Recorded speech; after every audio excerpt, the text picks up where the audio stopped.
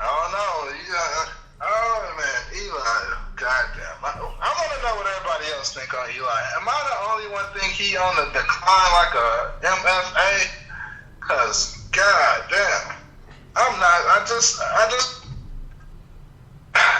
What's next? My man say y'all not gonna even break down how impressive the Bills defense look against the. I mean, only reason we didn't break that down is because this show's basically on fantasy. We just doing our pick'ems right now. But I was gonna go in detail about the Bills defense coming up in the fantasy segment just to answer.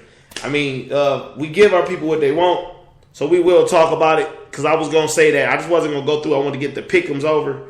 But that's why I said earlier, I told everyone in my last podcast, do not start Andrew Luck against that Bills defense because of last year they let no quarterback go over 2 touchdowns, and they picked up probably one of the great defensive minds of our generation in Rex Ryan. He has a team with his identity all over it. So that's the reason I didn't break that down because I mentioned it earlier, and I'm going to get back into it when it comes to the picking of the players this week. So I'm giving y'all a spoiler alert. Do not start Tom Brady. I'm saying it right now because they had your boy Luck rattled. Next up. I don't think nobody really starts Tom Brady though. That's a damn. See, this is how I know you don't play fantasy. How can you not start a man with Gronk on your team? Just when we did the quarterback rankings earlier in the season, Tom Brady was still ranked like number 10. He was even with Eli Manning. But if you in a 10-man league, that makes him a starter. You're doing the top 10 fantasy quarterbacks. You in a 10-man league, and he's number 10. He's a starter. It's no way you're talking fantasy football at this day and age and you don't start someone of Brady caliber who is accurate because all he does is deke and dunk passes. Okay, so quick fantasy question. After week 1, tell me there's not people that's going out there and picking up Marcus Mariota on the waiver wire and starting him this week, even if they got Tom Brady. Of course, because he's a flavor of the week.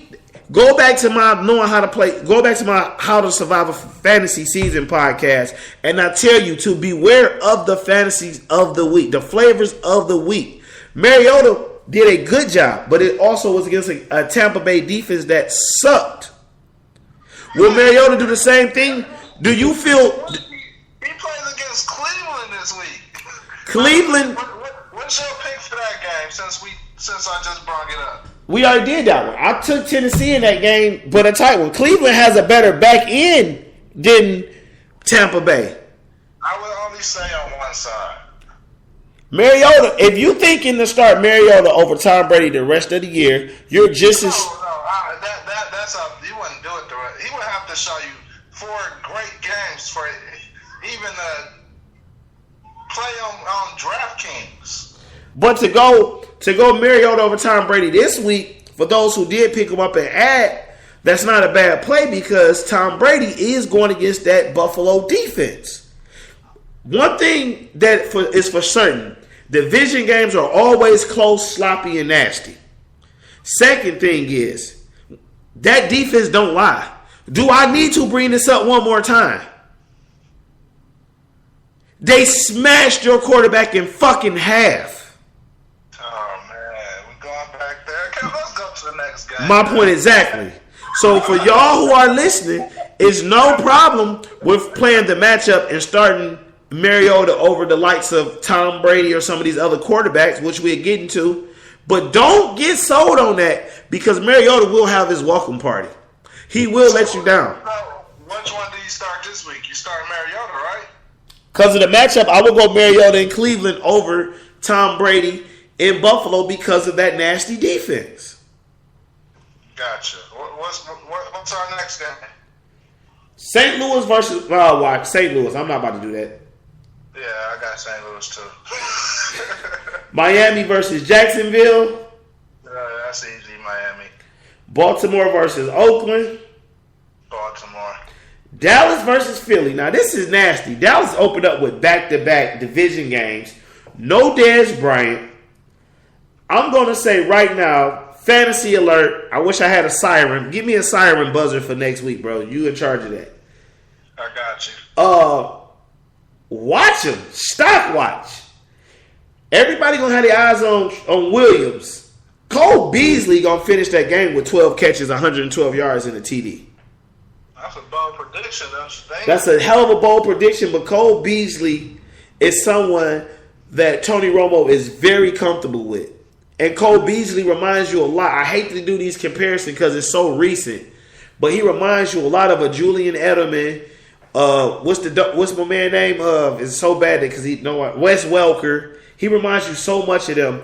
Cole Beasley is going to give you points this week. Marco gets to go against Dallas early. He's going to be very focused on trying to run the ball heavy. He's going to overthink himself. Marco will fumble twice this game.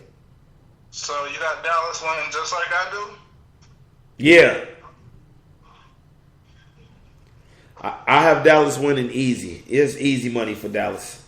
I don't think easy, because Sam Bradford, I'm the biggest Sam Bradford hater in the world.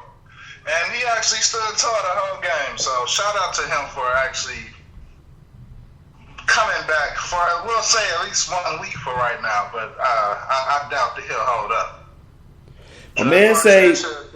My man say Dunbar was 8 for 8 last week out the backfield and in the slot. He tore PPR leagues the fuck up. I didn't get to watch the Dallas game, and I didn't look at the numbers, but I do know that's another good one. But I think with Dez being gone, Williams gonna get, or whatever his name, Williams gonna get a lot of attention. And I said it earlier this season, Cole Beasley will be a nice one, but for you guys who are deep in the league and do just need some type of Lord of a prayer of help, Dunbar may be someone you're looking at. That may be a sleeper. Just from listening around, just because I was listening to the Professor Vegas podcast earlier, and a little ESPN and a little NFL. Yeah, Lance Dunbar is a pick you should make this week. Yeah, that's someone you should keep in mind on the radar. Sometimes I watch those type of players. I'll give them another week or so, but that's how you end up slipping on Alfred Morris his rookie year. You wait too long. So one thing about fans, you gotta be aggressive with those free agent signings. Now, this is our Sunday night game. All eyes will be glued on the TV for this game. I don't want to go in depth on it, but it's a bunch of fantasy questions on this game. So before we do the Sunday night game, we're going to jump forward to the Monday night game, which is Indianapolis versus the Jets. I have the Colts bouncing back and winning this game. What about you? I agree with you. All right, let's go to the big game. Seattle versus Green Bay. It's a lot of fantasy ballers in this game. You got A-Rod, you got Randall Cobb, Eddie Lacy, the reemerging James Jones. You got the wide receiver everybody Adams, Devontae Adams. Everybody jumped on. Then disappointed me so bad last week. Then on the Seattle side of the ball, you got Marshawn Lynch, where a lot of fantasy owners are questioning what is Marshawn doing.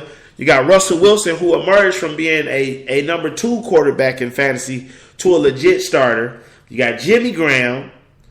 You have the young wide receiver that some guys are watching. This is a big fantasy game as well as should be an entertaining game. You guys seem to never find a way to beat these boys. They seem to somehow figure y'all out always. Should be a good fantasy game. Who do you have in this game? Well, I know we're supposed to get to this fantasy portion, but I'm going to need you to school me real quick. Because now, I'm not seeing what you're saying. So tell me, what are the biggest fantasy prospects in this game? Because I see this as a tough one. You got 3 on one side, and you got 2 in the questionable on the other side. Right now, you got A-Rod, who should be the number 1 quarterback in fantasy. Toss up between him and Luck. Still with it being week 1 and week 2 because you don't look at the stats or whatever. You go off projections. Him and Luck are highly projected. Then you look at Eddie Lacy, who was a top 5 running back, top 3 running back coming in fantasy season. Randall Cobb should be emerging his way up into the top 5, especially with Jordy being gone. Jordy was a top 5. You only can replace Jordy with him because they were like 1A, 1B last year.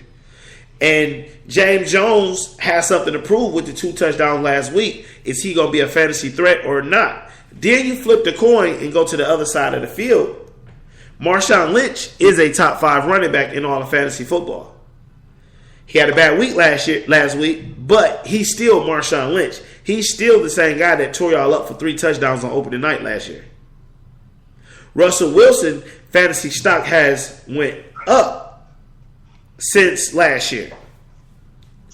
You do know Marshawn Lynch is probable for this game. Marshawn Lynch is probable. I mean, you bring that up because you're a fucking Packer. Eddie Lacy is probable every game. Eddie Lacy has fumbling problems. You want to bring up probables?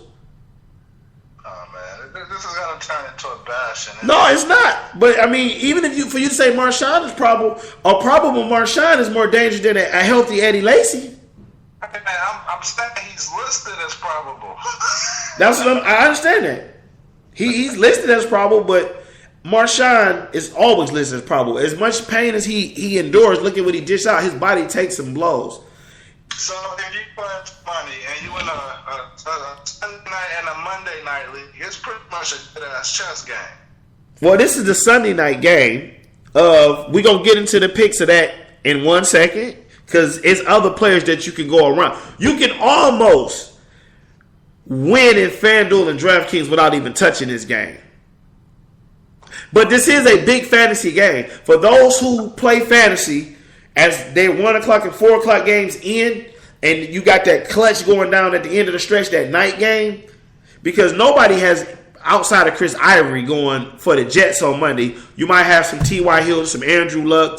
A bunch of people were riding the Andre Johnson train. You may have those going, but no one has anybody else on the Jets going. You should have Brandon Marshall, but this will be the game that closes out. And this game will make or break a lot of people's fantasy teams. Me personally, I have Marshawn Lynch going that night. Me personally, I'm not really picking nobody from this game. I'm staying away.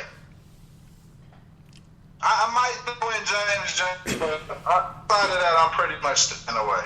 I do got Tyler Lockett on my bench who was falling in the preseason.